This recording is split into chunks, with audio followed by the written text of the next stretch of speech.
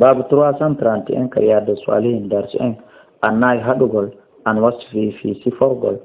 e mahasinil mar'ati ngari sonnajo haɗegol fi sifanagol ngari sonnajo sifanuɗum gorko go'o illa an yahtaja ila dhalika si wonara ɗum hatojina e muɗum li gharadin shar'iyyin wonande fandumde sar'inande kani kay ha wono jombowo mo nawi e ko nantata e mum si tawi woni sonnajo on ko harmanɗo lammi Abdoullahi kala jumbugol mo wonami immiɗole kadi ƴamugol mo fewdoɗo haray sifanagolla ngari koni koye makko no harmi par ce que haray ɗum ɗon koko bimana koko falintalam fi makko noon an ibn Mas'ud radiyallahu anhu qala qala rasul sallallahu alaihi wasallam la tubashiru al-mar'atu al-mar'ata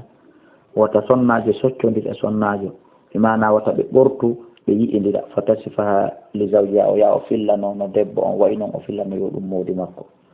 na ɗum haray ɗon ka annahu a sikkay gorko wona ɗo sifaneɗon yanzuru ilayha mo yi'ude o yanet aynay ko kanko o sutti muttafaqun alayhi haray rewɓe ɓen ko yo reni ɗum de yiya ɗimmoɓe muɗum ɓe ya sifano modiɓɓe muɗum ɓe yiyan sonnajo ko ni way ɗum waɗetake few wallahu a'la wa a'lamu.